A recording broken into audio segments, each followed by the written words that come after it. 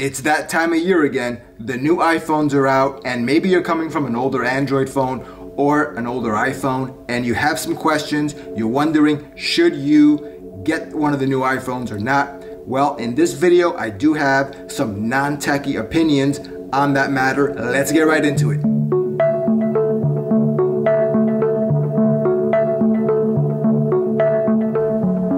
Welcome back to another video, and today I'm going to be discussing the iPhones that are coming out very soon, and should you upgrade, and what kind of value do they bring to you, and is it worthwhile to consider upgrading? That's what we're going to talk about in this video, and let's get right into it.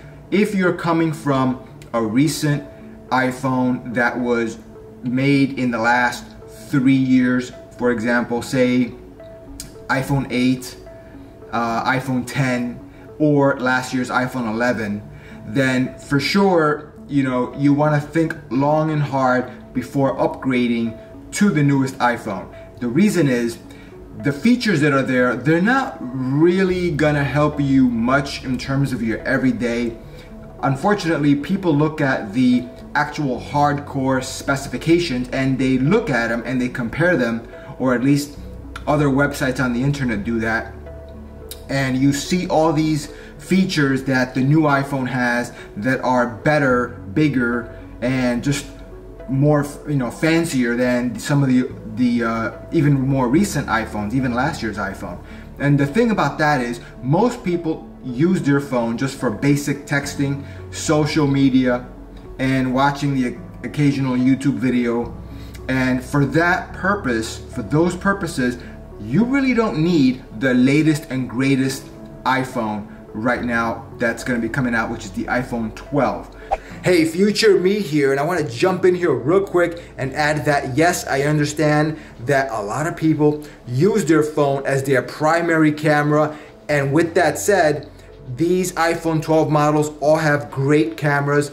In this video, I do talk about some of the differences, but make no mistake, all the iPhone 12 models have great bright lenses that let a lot of light in, and you're gonna have fantastic image quality no matter which iPhone 12 model you choose, unless you're the utmost discriminating, detail-oriented photographer. Any iPhone 12 is gonna do the trick. Back to the video. What you really want to focus on is your phone in good condition? Is the battery in decent condition? Replacing a battery is always cheaper, and I've done that several times, and it works out. You could pay anywhere from 30 to 70 bucks, or maybe a little higher on some of the very, very new iPhones, but it's still a lot cheaper than paying $1,000 or $700 for the latest and greatest iPhone. So think long and hard about that. Go to the Apple Store, make an appointment, and have them do it. Again, they're gonna charge you. You can go online and see what the cost is for your specific model iPhone, your specific version, and you'll be pleasantly surprised. This is gonna give your new phone a new lease on life, and it's gonna extend the useful life for at least another year, definitely another year, and you may not wanna upgrade until you have a phone that no longer works, it's broken, or you wanna give it to somebody else. Definitely don't just automatically update to the newest iPhone, whichever one it is. Now, let's just say that you are ready to upgrade. Okay, you've analyzed it, you've decided you're upgrading. Okay, so let's talk about that. Well, you have a variety of iPhones this year, a lot of iPhones. You have all the way from the little itty bitty iPhones that are coming out, iPhone 12 mini, to the iPhone 12 Pro Max, which is the largest, most expensive, feature-packed offering from Apple this year. So, what should you consider? Should you consider one of the middle iPhones? If you're interested in just a basic phone, obviously you have two things to consider.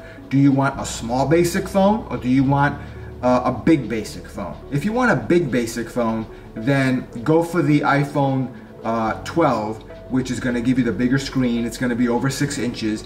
But if you're not concerned about having the larger screen, and in fact it would be a benefit to you to have a smaller screen because you value maybe one-handed use of the phone, pocketability, you don't want to have a bulky device on you, you just don't want to deal with that because you don't you're not a person that uses the screen like that. You know, if you watch a video, watch a movie, you're gonna watch it at home. If you're that type of person, then maybe you don't really place as much value on the screen size. So definitely don't overlook the iPhone 12 mini.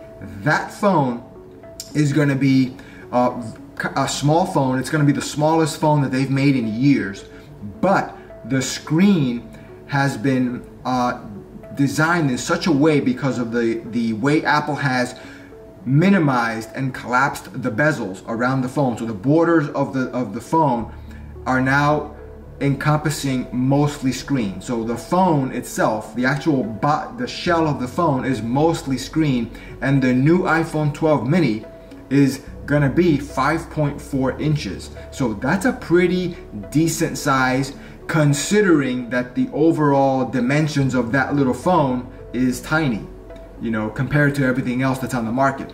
Plus, you're not giving up performance or features for that smaller size.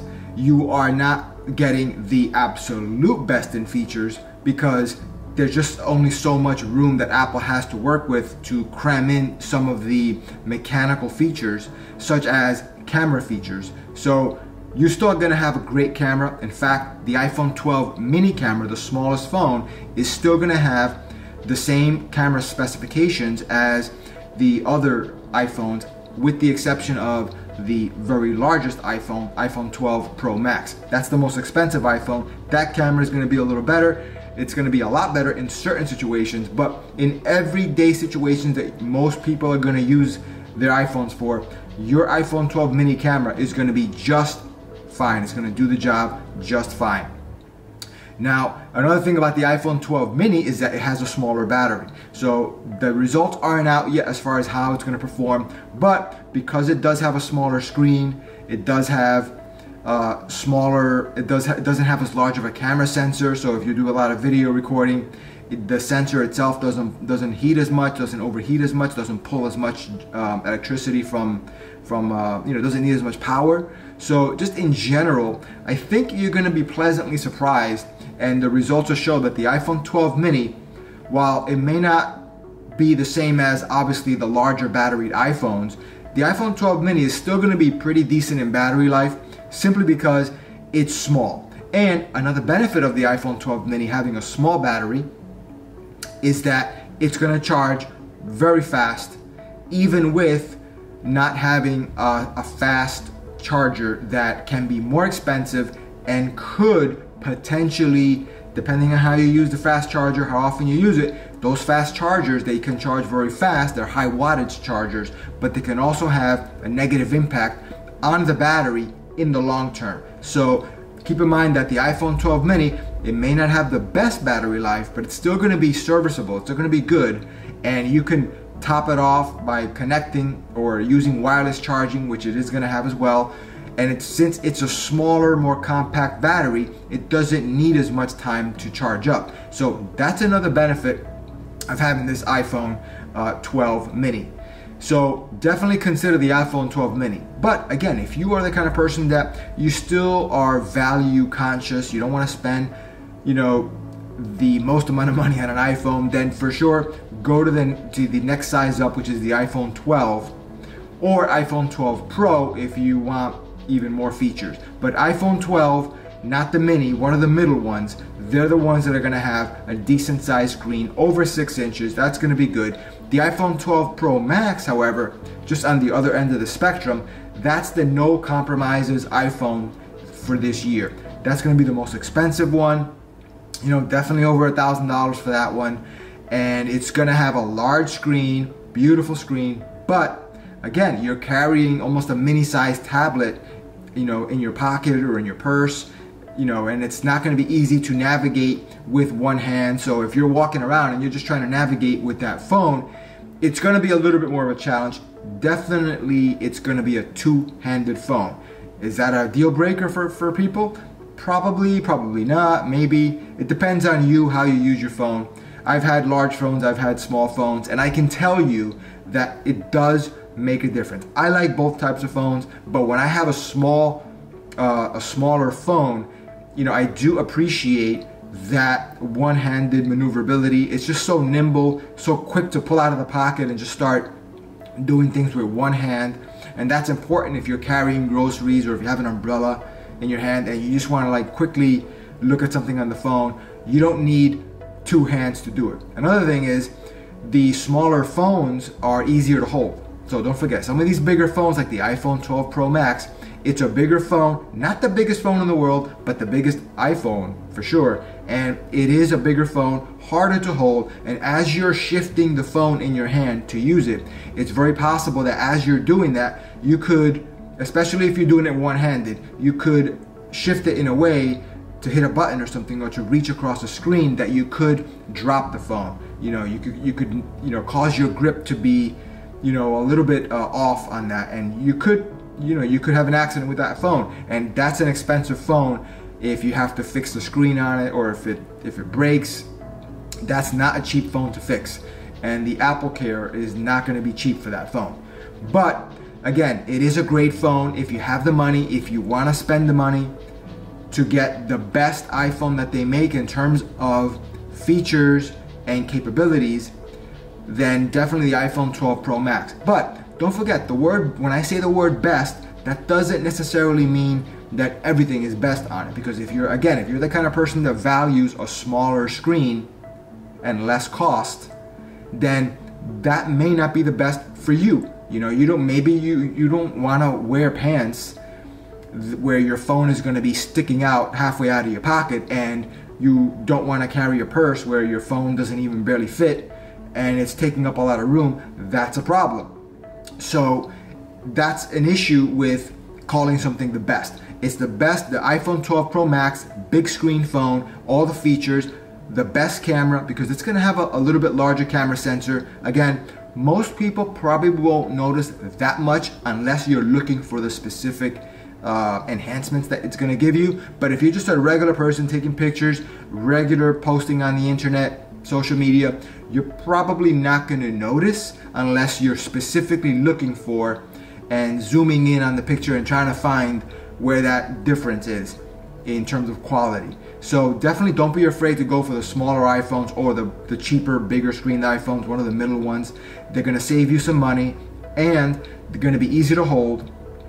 They're going to be faster to charge, because again, especially the iPhone 12 mini, that's a small battery. I wouldn't be surprised if that phone charges faster than all of the phones. And a lot of times you don't see that test. How does a small battery phone charge compared to like a new phone? So definitely, if money's no object, get the iPhone 12 Pro Max, assuming that you're okay with the big display and having a big bulky phone. Because don't forget, you're probably going to put a case on it, so it's going to be even bulkier. And if you care about money and you're a little bit more cost conscious, value conscious, then definitely go for one of the middle-sized iPhones, iPhone 12, and take advantage of a bigger screen there. Not as big as the 12 Pro Max, but a nice size screen and a good amount of features, good bang for your buck in terms of value for the dollar. But if you want to go ultra compact, you're not really giving up a lot in terms of features. A couple of camera specs here and there, nothing major. It's just a sensor size difference, and maybe one of the lenses is a little different, the telephoto, but you're still getting great image quality, which that's what most people want. And you're getting a good battery in terms of good performance, because it's going to be a decent battery compared to the overall size of the phone. The screen on the iPhone 12 mini is going to be awesome too. All of the phones are going to have very nice screens. No longer is it going to be the case as in the past where Apple had an inferior screen, pretty bad resolution.